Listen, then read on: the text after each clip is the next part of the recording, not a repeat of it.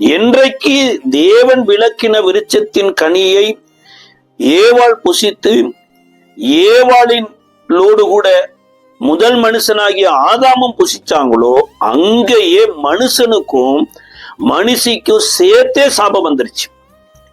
அப்போ ஒரு மரத்துல இருந்துதான் ஒரு மனிதனுக்கு சாபம் வந்தபடினால அந்த மரத்துக்குள்ளேயே போய் தன்னுடைய ஜீவனை கொடுத்து தன்னுடைய ரத்தத்தை கொடுத்து அந்த மரத்தையே தேவன் ஆசீர்வாதமாய் மாற்றுகிறார்.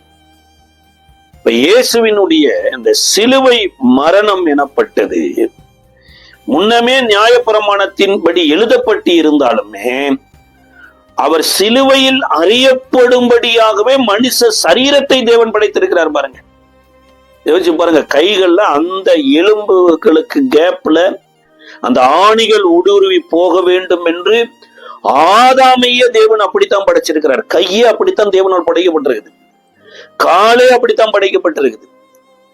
இப்ப சிலுவை மரத்துல மரணம் எனப்பட்டது என உலகத்துக்குள்ள வரப்போகிறதுக்கு முன்னாடியே ஏதேன் தோட்டத்துல மரத்தின் மூலமாய் சாபம் எனப்பட்டது வருவதற்கு முன்னாடியே தேவன் இதற்கென்று பரிகாரத்தையும் செய்தே மனிதனை படைக்கிறார்.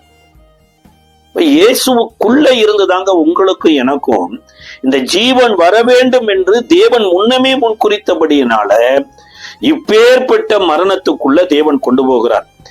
ஏதேன் தோட்டத்துல 2வது அதிகாரத்துல நீங்க வாசித்து பாருங்க, தேவன் மனிதனுக்கு என்று சொல்லி பசி இல்லாத ஒரு வாழ்க்கையை உண்டாக்குறார், தாகம் இல்லாத ஒரு வாழ்க்கையை உண்டாக்குறார்.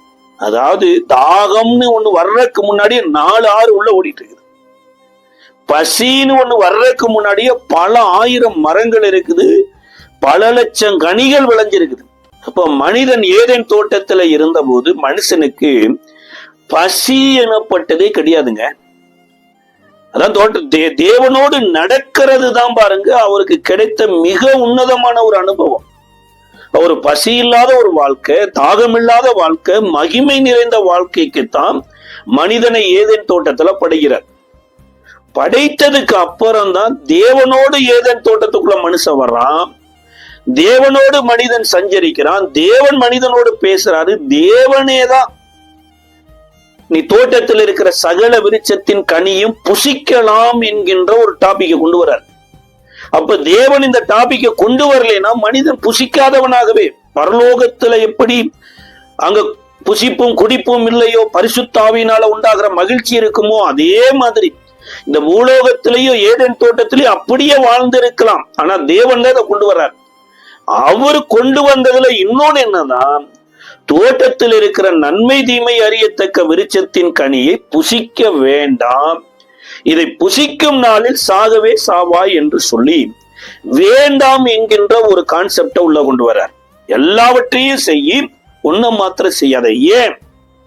இந்த உபாகமத்துல கூட சொல்லப்பட்டு இருக்கிறது, யாத்திராகம 13வது அதிகாரத்துல சொல்லப்பட்டு இருக்குது, தலைமுறை எனப்பட்டது ஒண்ணு வருங்க.